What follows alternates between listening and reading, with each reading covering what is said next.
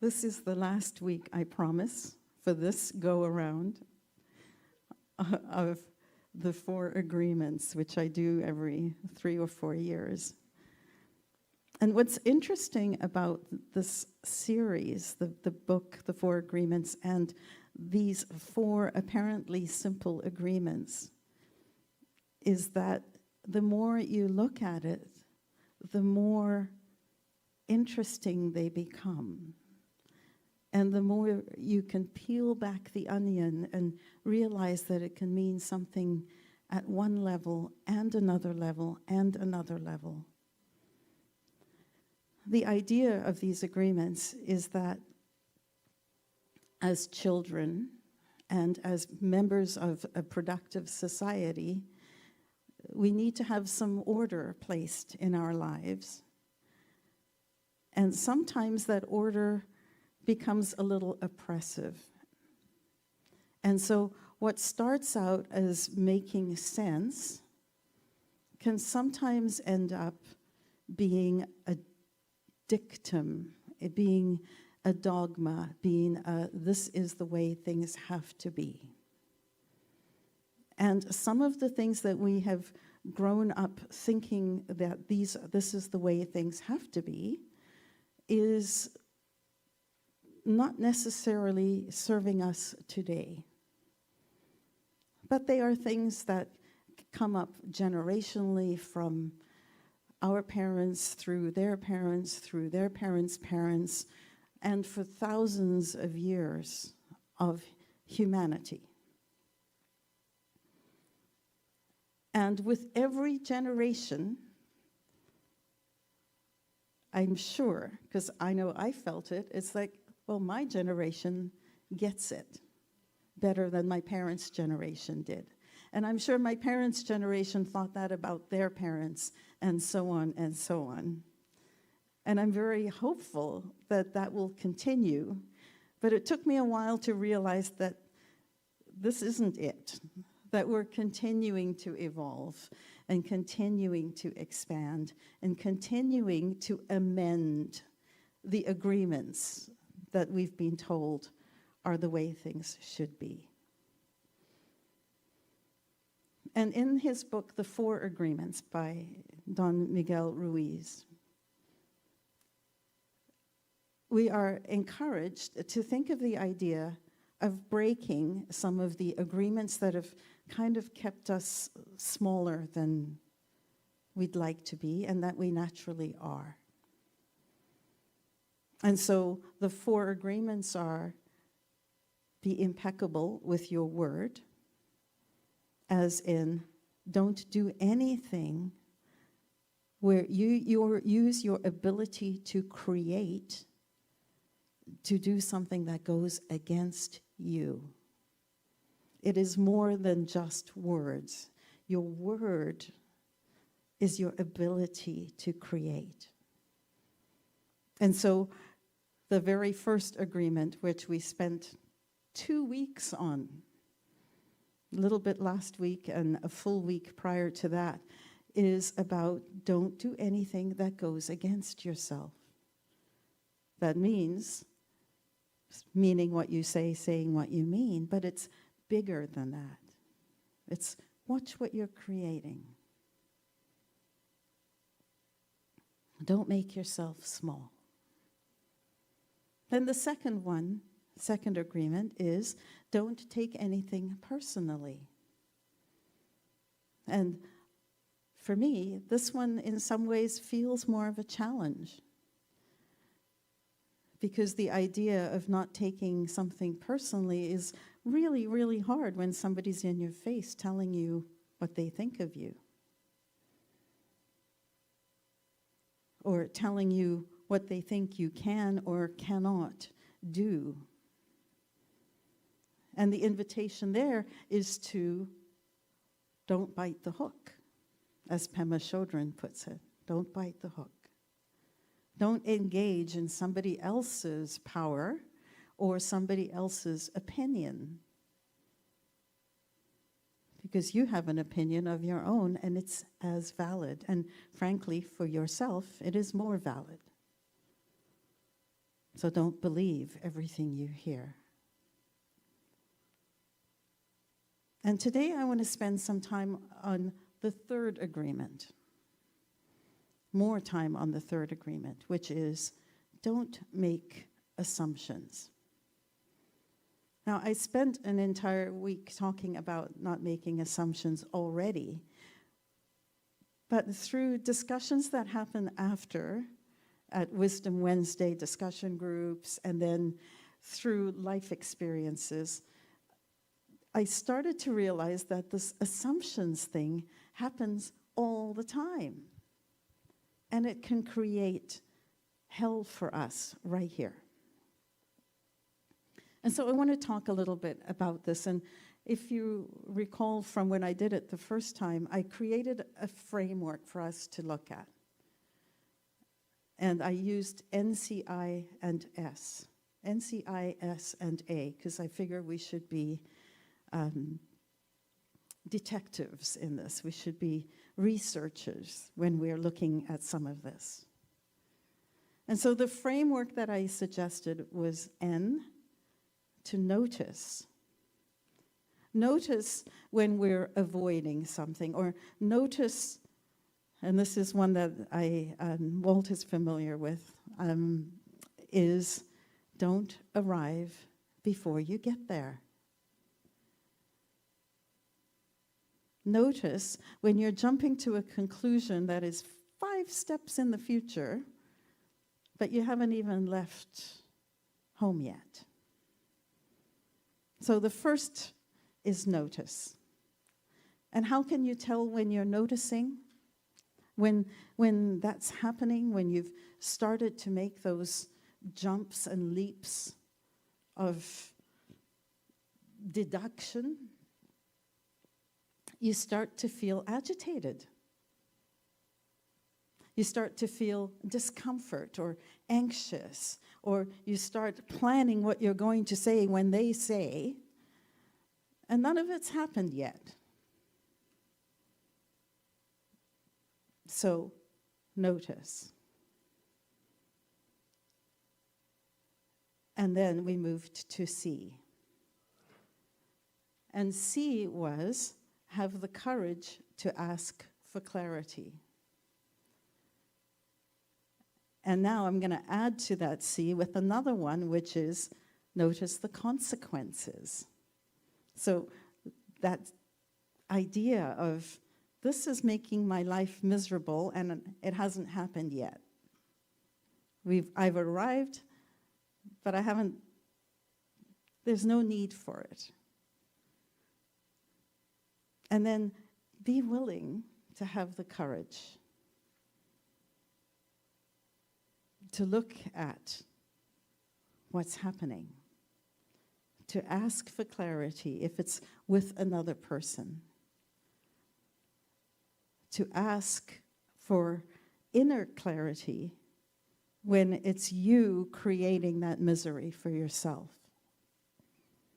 And I use the word courage very intentionally, even for ourselves. It's easy to make sense that, I'm not going to ask someone else something because I'm afraid of their reaction. But why is it that we have such difficult times, at times, asking ourselves, what is it? What's going on for me? So have the courage. And the reason it's scary is because we are inviting ourselves to challenge our own BS, belief system. And nobody really feels comfortable doing that, because what if it turns out our belief system was inaccurate? Then it's like, ooh, something I counted on is no longer true. Well, good. The nature of our universe is change. And it's exciting when we can look at something and go, I believed that yesterday, but it's not true for me today. Isn't that great? It does not need to be something that we're afraid of. And then we move to I, which is inquire. And what came in the last little while, since that talk when I did the full week on this, turns out this is another full week on this, is the way you can ask yourself the question is, the story I'm making up about this is. The story I'm making up about this is. And it's perfect because you can use that with a person as well if you're wanting clarity. It's not making it about them at all. It's just saying, help me to understand, because the story I'm making up about this is, and whatever it might be. And then we move to the S, which is, this is a story, and is it true? What's the true? And then the final answer, or the final one, I added A, which is to accept whatever comes up. And whatever is right for you may still be to maintain the story, and also to take action, to respond. So here's a couple of examples for you about this, because that's just frameworky stuff. Imagine that you know that you are hurting, but you don't want to go to the doctor. What assumptions are you making? The assumptions are things like, I don't want to know. Something bad is going to happen. So the story I make up is, I don't like doctors. I don't trust doctors. I don't want to know. I don't want to be a bother. There are lots of people who are sicker than I am. It may be, well, I'm getting older, and so it's, not something that needs to be dealt with. I'm going to die soon anyway. I actually had my dad say that to me. It's a normal part of aging.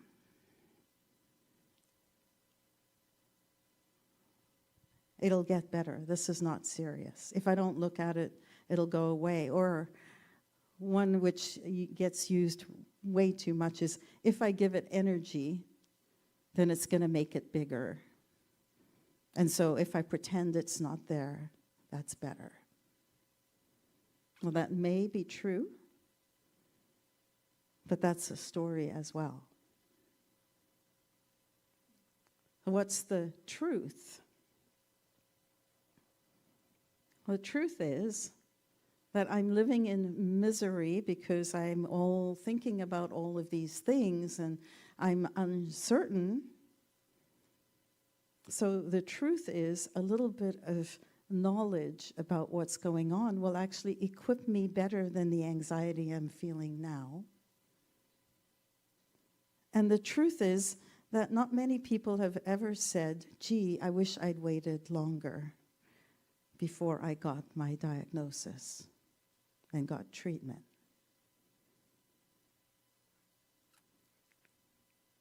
So when we make an assumption that doctors aren't great, or I'm getting older so it's okay, and this isn't able to be treated, and all of those beliefs, see them for what they are. Stories. And then find a story that makes you feel better. You're making it up anyway. And then take the action. If it's pleasant news, obviously you can relax. Don't have to think about it anymore. If it's unpleasant news, now you're armed with information that you can respond intelligently to, rather than pretending that you're not thinking about it as you're thinking about it.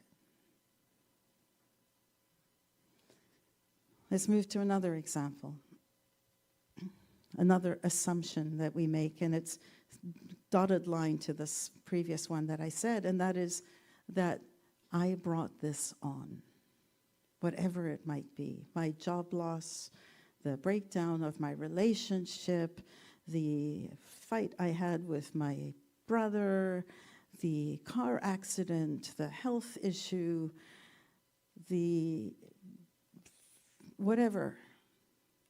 I brought this on. It was because I wasn't,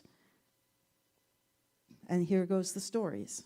It was because I didn't pray enough. I didn't meditate enough. I didn't tell God that I loved God enough. It's karma. It's something that I've held in mind, and so I've brought it to me. I deserve this because of something bad that I've done. Assumptions, stories.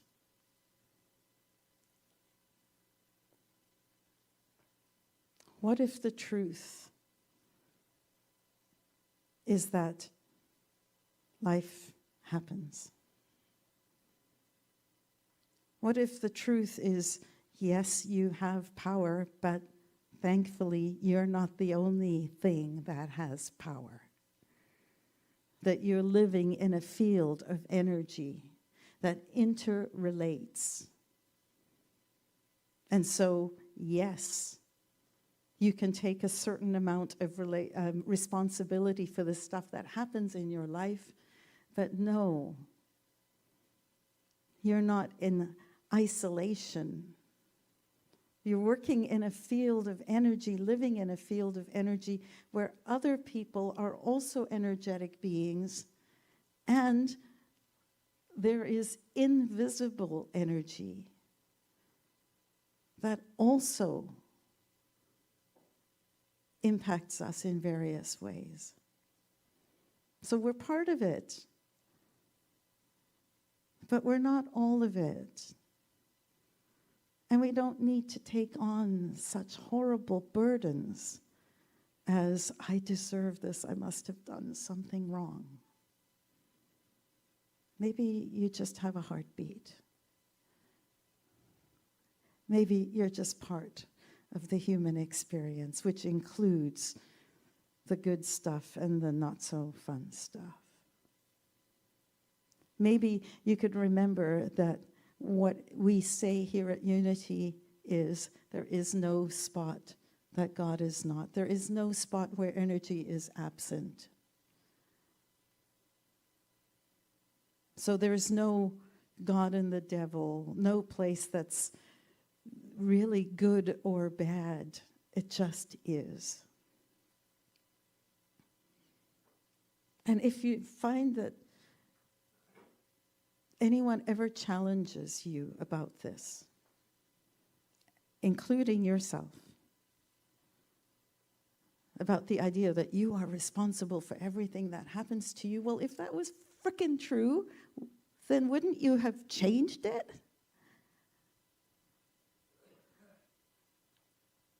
So if you brought this on because of some karmic something, and you had the power to do that, well, then you would have the power to undo that. That's a BS that is truly a BS.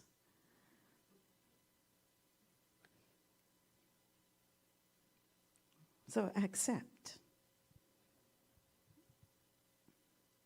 Accept that these assumptions about us being responsible for the bad things that happen in our life need not be true. And now you can work with it more intelligently without this berating of, you're not worthy, you've done something to deserve this. Hence the song today, to be gentle with yourself.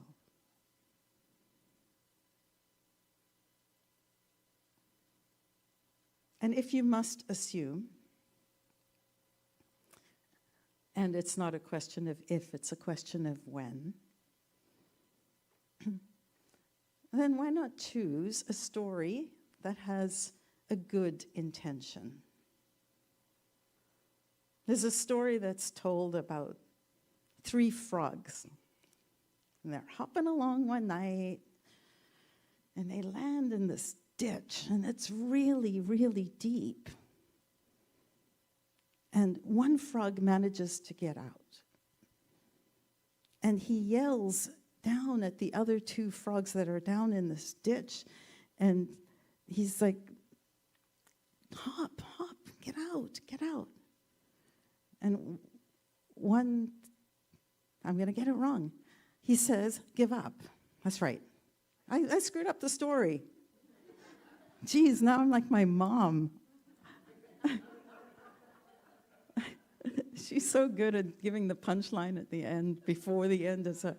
Anyway, the fruit does not fall from the tree. My dad was the excellent storyteller. Okay, start again.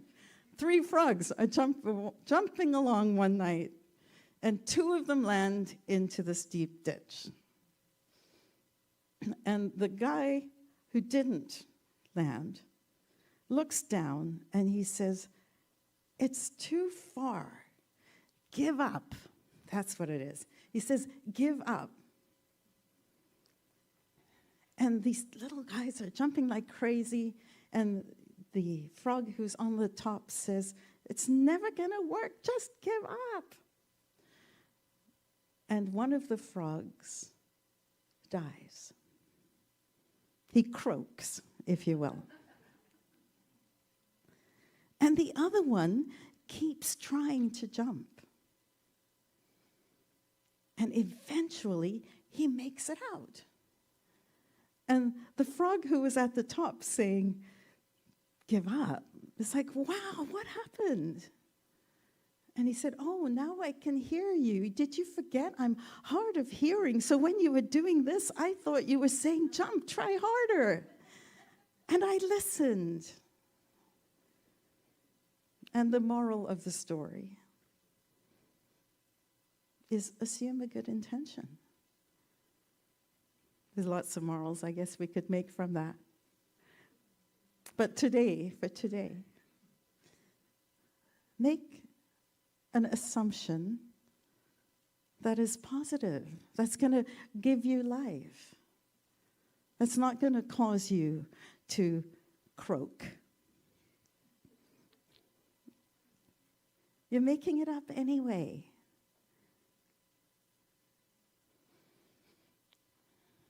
From the book, all the sadness and drama you have lived in your life was rooted in making assumptions and taking things personally.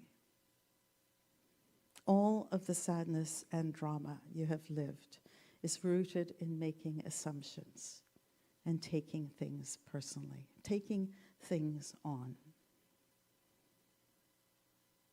So do have the courage when you find yourself arriving at a conclusion before you've even left the station. Have the courage to see the discomfort that you are creating for yourself.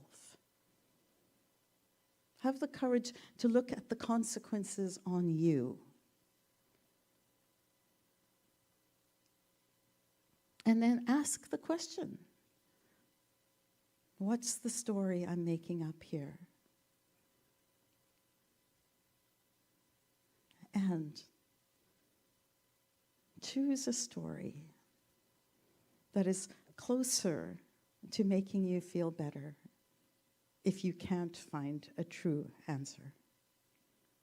Remember, you're making it up. You might as well make up something that brings you joy. Remember those frogs. Maybe be a little hard of hearing. The 4 agreements allow you to consider ideas, to consider a different way of doing things. And don't make assumptions is a very powerful invitation to set yourself free from misery that may not have happened. Don't make assumptions. I bless you.